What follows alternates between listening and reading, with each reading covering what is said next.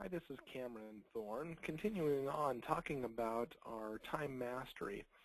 Wanted to just take a moment as a quick review is when you're talking about building a business is we have to have a strong foundation, have our mastery level down. One of the mastery foundations happens to do with time. We're looking to take our business from a chaos to control. One of the first areas that we could actually look at is our own time. Let's talk about time mastery just for a moment here. When you're talking about time, you never can control time. You can't even master it. As time happens whether we want it to or not. So looking at our time target, when you're trying to hit a target, you're always trying to hit the bullseye. The bullseye is where the most points are. Knowing that, what we're trying to do is as we hit the bullseye, there's other areas in there. When you look at the outside ring there, says not urgent and not important. When I look at most business executives and business owners, they spend typically about a third of their time in a zone that's not urgent and not important, doing things every single day like picking up toner cartridges or reading the internet or getting on Facebook, reading the newspaper. Those are things that can be done before work or after work. They're not urgent and they're not important. The fact of the matter is most employees waste between 2 and 3 hours a day. Business owners waste just as much time. The next ring inside says it's urgent and not important. We feel like it's urgent, but it really isn't that important to the business. Like picking up the toner cartridge, you feel like it's urgent, but it's not that important. It's something that could have been done by somebody else at another time. The next ring is urgent and important. Those are fires, things that we didn't take care of when we should have, and all of a sudden they became urgent and important. It can be like paying the gas bill because the gas guy is showing up to your business to turn it off, or the internet being shut off. Not paying bills, or not paying your payroll on a timely basis, or your taxes. That becomes urgent and important. The middle square is, or the middle target says not urgent but important. Those are the activities that we as business owners and or executives should be doing most of the time. The fact of the matter is, under the not urgent, not important, a third of the time is spent. Urgent and not important, almost another third. And the urgent and important, not enough time is spent in the middle one where it's not urgent and not important. And when I talk to business owners, I say, what are the 2 or 3 things that you'd be spending most of your time doing? And by doing so, it makes all the difference in the world. Usually the answers that I get are things such as marketing and training. When you do those 2 things, it makes all the difference. The fact of the matter is most business owners spend only about 10 to 20% of their time in there. But if they spent more of their time, they would become much more profitable. So think about the activities that are not urgent, but they're important. That's where we should be spending the majority of our time, instead of one of these other places where the majority of people do spend their time. So time mastery. Time mastery is looking about building productivity. Urgency versus timeliness. Some things become urgent because we didn't take care of them earlier. Rather than timeliness, if we do things on a timely basis, we become more organized. We should be looking at the timeliness of high priority tasks. What are the things that are the most important to us? Simple things such as, like it says on here, invoices being sent on time, collecting our debts, anything that's in accounts receivable, going after provisions or products and services, knowing the KPIs for our business and making sure we're doing activities that will bring us positive cash flow. High productivity and activity is the outcome here. That's what we're looking for. The 3 main areas of mastery: self-mastery, planning mastery, and delegation mastery. Just quickly look at all 3 of those here.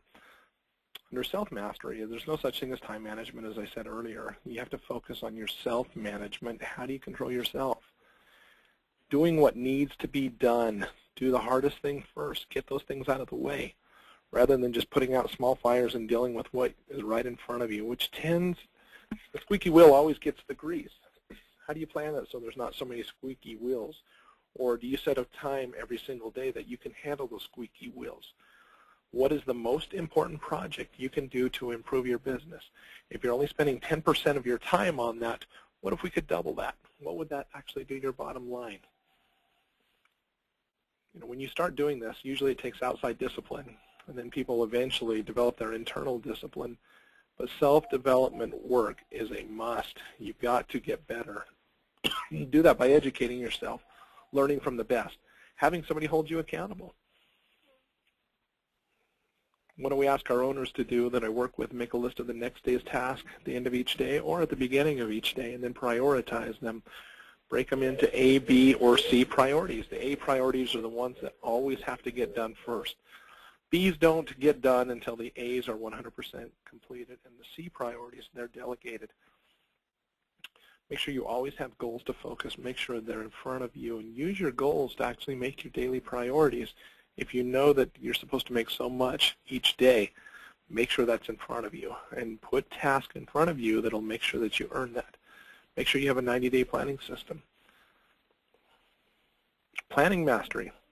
Planning mastery is building a plan and working the plan. You stick it on paper, having a 90-day plan or a weekly step-by-step, whatever it may take. You've got to invest the time to think, develop, and write any plan that you've got. And then you put everything from your plan on a daily to-do list as the last activity of the day or the first activity the next morning. Planning covers many areas in businesses. You've got to know the six levels to master results, or the 5 areas that can bring the most profit into your business. And also, you've got to have an action plan. Too many people are good at just planning. If you're just planning and there is no action to it, why even do it? Develop a plan to do what's got to be done.